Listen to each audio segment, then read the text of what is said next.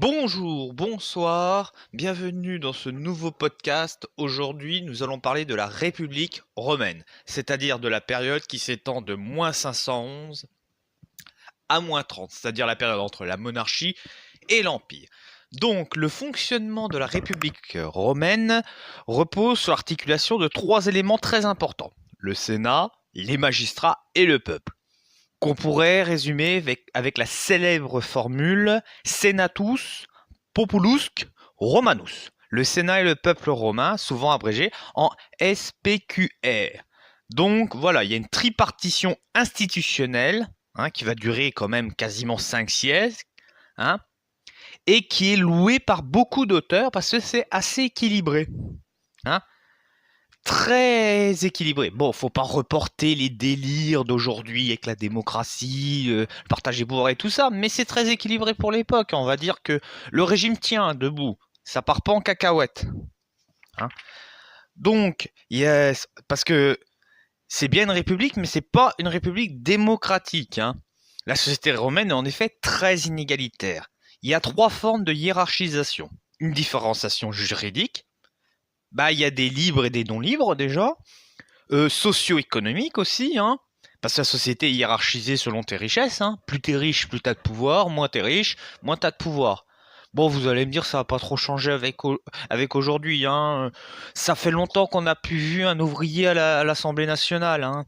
La dernière fois qu'on a eu un Premier ministre qui avait un CAP de fraiseur-tourneur, c'était Bérégovoy, c'était il y a quasiment 30 ans, hein, au début des années 90. Et enfin, une différenciation politique, le monde des élites lui-même est très hétérogène. C'est là où ça va peut-être poser un petit peu de problème, parce que les élites viennent pas tous du même endroit, hein, et donc ça se tire dans les pattes. C'est pas comme chez nous où ils viennent tous de l'ENA. Premièrement, le fonctionnement politique et institutionnel de cette république, qui est une république oligarchique. On a le Sénat, qui est véritablement le pilier de la République romaine. Hein. C'est l'instance la plus importante dans l'esprit des Romains, qui est détenteur de l'autoritas, hein, avec un grand prestige et unanimement considéré. C'est le point d'équilibre de la République romaine. En pratique, les sénateurs correspondent à tous les anciens magistrats. Dès que tu n'es plus magistrat, tu finis au Sénat, normalement jusqu'à la fin de tes jours, sauf si tu viens à faire faillite. C'est une assemblée au centre de la vie politique, car elle contrôle entièrement la politique étrangère, elle a une grande maîtrise de la politique militaire, et elle contrôle aussi la vie institutionnelle. Le Sénat a aussi d'importantes compétences financières. Elle a des règles de fonctionnement assez rigoureuses, passe à l'obligation de se réunir dans un lieu consacré, présidé par un magistrat qui est à l'origine de la convocation. Le magistrat arrive et dit « Je veux convoquer le Sénat ». Bah oui, c'est bien, mais tu vas présider la séance. En parlant des magistrats, ce sont des hommes politiques qui dirigent la République romaine. Et ils sont tous détenteurs de la potestas, autorité dévolue aux magistrats. Hein, ça vient du latin, qui veut dire davantage. Hein. Les magistrats peuvent progresser avec un cursus honorum, mais je vous en parlerai un peu plus loin. Mais toutes les magistratures obéissent à une règle commune. Elles sont électives. Il faut être élu. Elles sont annuelles. Division dans le temps. On ne reste pas ad vitam aeternam. Elles sont hiérarchisées. Il va y avoir le cursus honorum qui va naître à partir de 180 avant Jésus-Christ. Elles sont collégiales. Souvent, c'est deux personnes qui sont magistrats, qui ont la même fonction. Donc, tu es obligé de trouver un point d'équilibre. Tu peux pas imposer à l'autre, parce que si l'autre n'est pas d'accord avec ce que tu fais, il fait veto. Tu peux plus rien faire. Donc, ça impose le consensus à chaque fois. La carrière des magistrats est liée au cursus honorum. Tu commences par les magistratures dites inférieures. La questure, attribution judiciaire, financière. C'est aussi des envoyés en province qui regardent si tout se passe bien.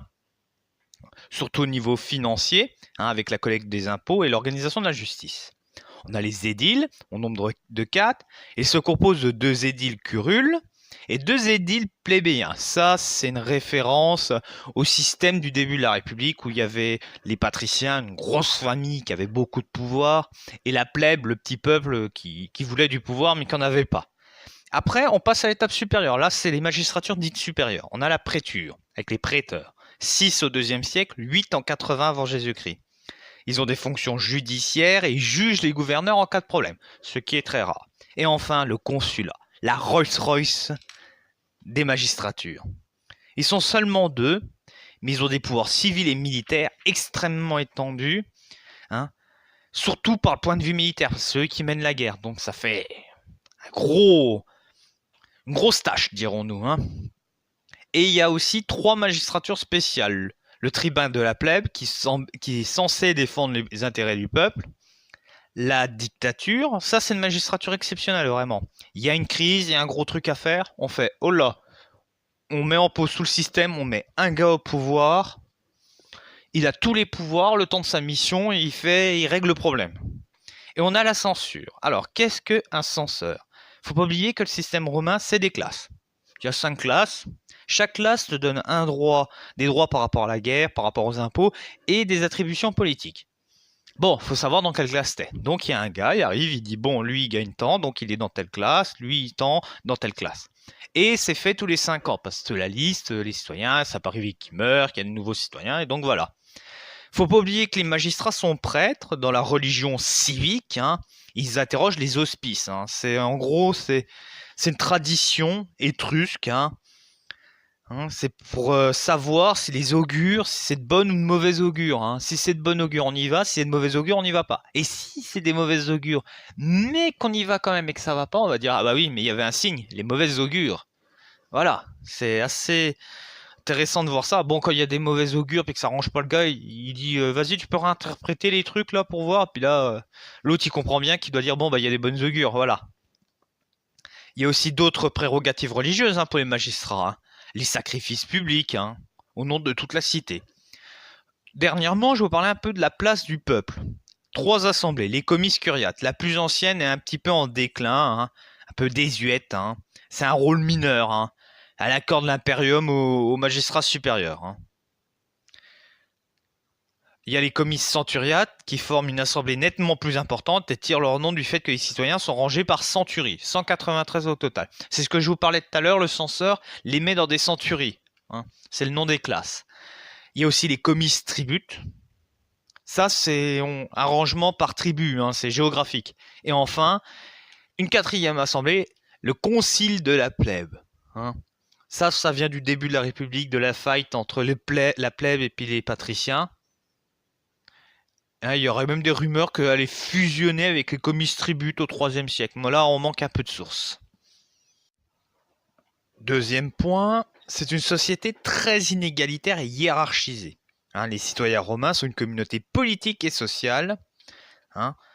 On va parler un peu de l'identité du citoyen romain. Alors, déjà, je vais vous définir un petit peu qu'est-ce que la citoyenneté romaine, qu'on n'étale pas un petit peu notre vision de la citoyenneté à des choses qui se sont passées il y a plus de 2000 ans.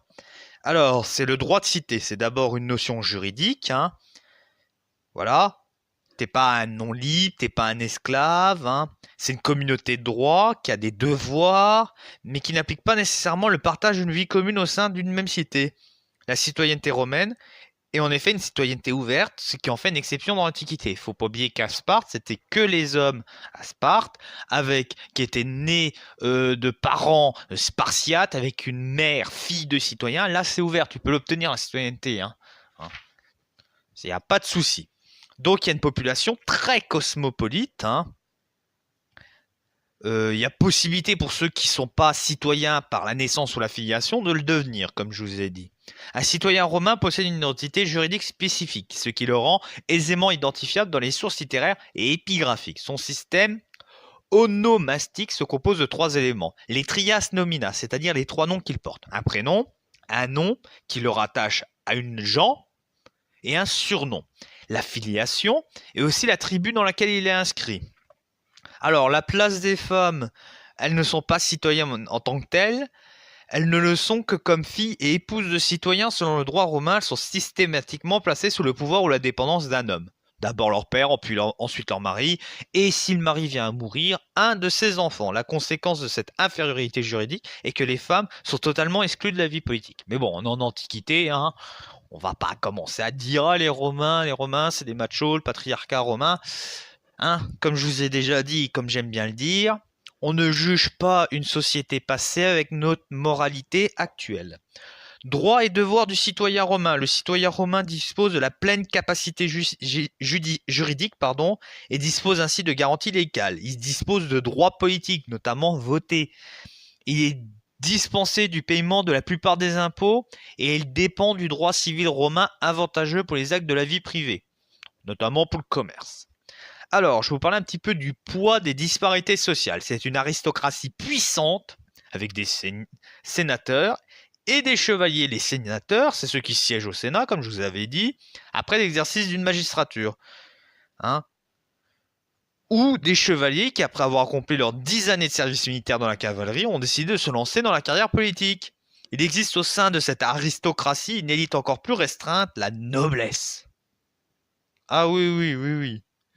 Hein, vous imaginez, en cas de guerre, on a même le droit à l'image, c'est-à-dire les nobles qui ont remporté de beaux succès militaires ont fait un masque en cire de leur visage qui sera utilisé pendant leurs funérailles et les descendants pourront se balader avec.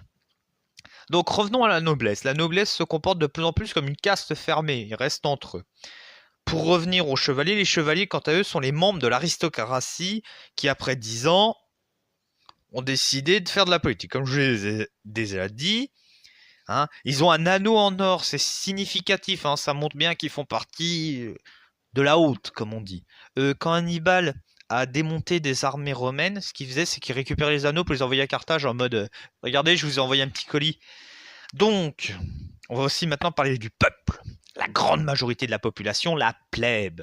Hein. C'est un peu difficile à définir, mais c'est toute la frange de la population un petit peu à l'écart de tous ces sénateurs, de cette noblesse. Ça fait la majorité. Il y a la plèbe rurale, hein, avec les petits paysans propriétaires qui vont s'appauvrir entre le 2e et le 1er siècle. Hein. Mais il y a aussi la plèbe urbaine, notamment à Rome, qui cesse d'augmenter. Bah oui, Rome a de plus en plus de richesses, donc elle attire des gens, mais elle attire de tout, hein, des riches, du pauvre, elle attire beaucoup de monde. Le poids des réseaux sociaux et politiques, il y a le clientélisme. Et oui, le mec qui a un petit peu d'argent, il veut se lancer en politique. Mais pour être élu, il faut qu'il y ait des gens qui votent pour lui.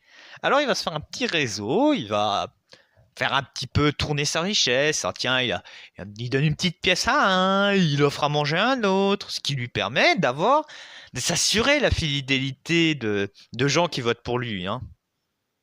Hein, ce sont des liens fondés sur la fidélité, c'est-à-dire la bonne foi et la loyauté. Le patron doit notamment à son client une aide matérielle et une protection juridique. Ces rapports de clientélisme sont parfaitement admis dans la société. Hein. C'est la norme. Maintenant, je vais vous parler des exclus de la citoyenneté, les non-libres et non-citoyens, les esclaves. Alors, on va être honnête, je ne vais pas me lancer dans une longue définition de l'esclavage, mais en gros, l'esclave, on va dire que c'est un meuble. Animé, mais c'est un meuble. Hein. Donc, voilà. C'est totalement infamant, ils sont repérables dans les inscriptions, et même s'ils ont laissé peu de traces, mais ça se voit, quoi, quand t'es esclave. Hein. Et donc voilà, ils sont vraiment dans une condition inférieure.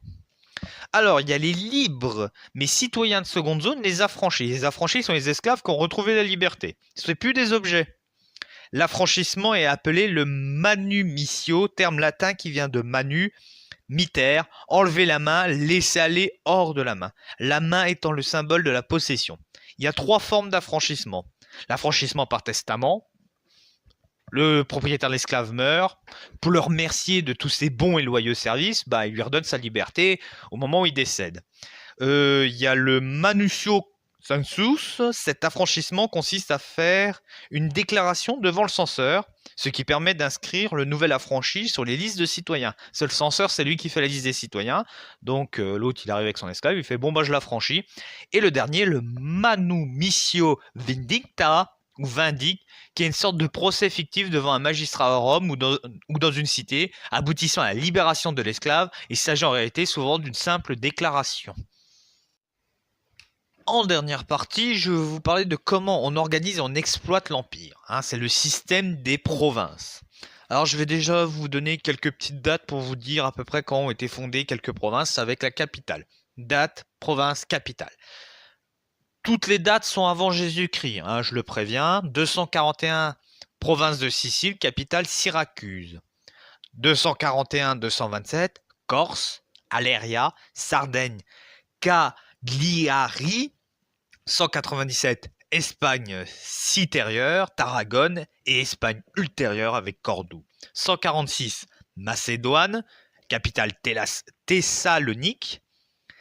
Afrique ou Africa Vetus avec Carthage. En 129 l'Asie avec Éphèse. 122 la Gaule transalpine avec Narbonne. 74 et 67 Crète avec Cortine et Cyrenaique avec Cyrène. 63 Bithynippon, Nicomédie comme capitale, la Syrie aussi avec Antioche comme capitale. En 59 on a Chypre avec Paphos, 46 Africa Nova avec Cirta et enfin en moins 30 l'Égypte avec comme capitale Alexandrie. Donc il est ancien et va se développer sur quasiment 200 ans. Alors comment c'est administré et gouverné? Eh bien, on a un gouverneur. Enfin, même si le mot n'existe pas chez les Romains et qu'on emploie plus le terme proconsul. Mais voilà, je vais vous dire un petit peu où se manifeste son pouvoir. Il doit pacifier la province. C'est bien beau de faire la conquête, mais il faut la garder. Il s'assure de la fiscalité, de la justice, rendue au nom de Rome. Et à la base se trouve tout le personnel administratif subalterne dont le rôle est indispensable pour faire fonctionner au quotidien l'administration. Au sommet, il y a l'entourage du gouverneur et le gouverneur. C'est une sorte de pyramide. Un objectif principal est l'exploitation économique. Pourquoi on fait des colonies? Pour gagner des richesses. Et ça, c'est bien un truc qui n'a pas changé entre les provinces romaines. C'est pour que Rome se fasse de l'argent. Les provinces qu'avait fait l'Empire macédonien, c'était pour l'argent. Les provinces de Charlemagne, c'était pour essayer de gagner de l'argent. C'est toujours la question de l'argent. Gagner, c'est économique. Ça a toujours été économique parce que tu vas dans des endroits qui sont différents du tien. Si tu as, par exemple, t'as pas de mine chez toi, tu as une colonie avec des mines, tu gagnes. Voilà, tu as des matières que tu n'as pas chez toi, ça te permet de t'étendre. Plus tu as d'espace, plus tu as une variété de ressources. Donc, il y a des confiscations de terre, il y a aussi des pillages au moment où on récupère la terre.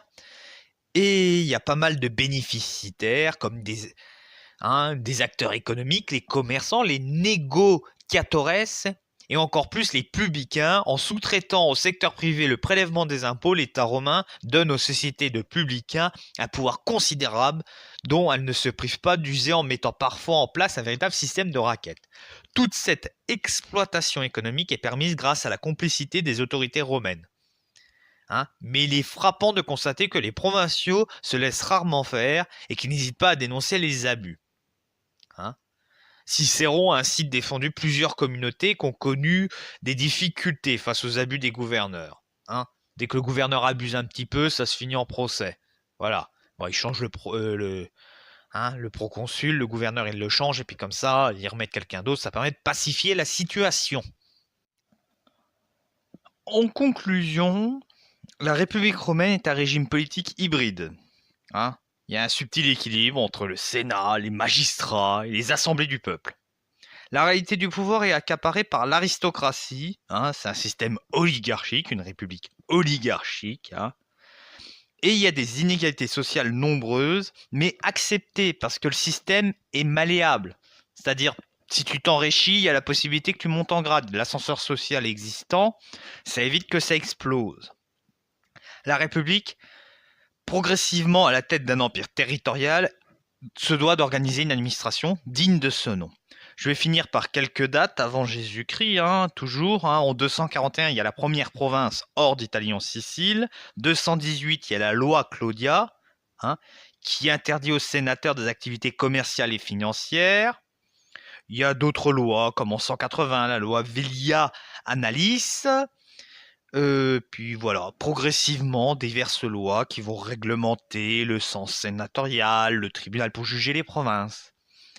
J'espère que cette vidéo vous a plu. Si elle vous a plu, n'oubliez pas de vous abonner, de liker, de partager et de faire de la pub pour la chaîne. Ciao!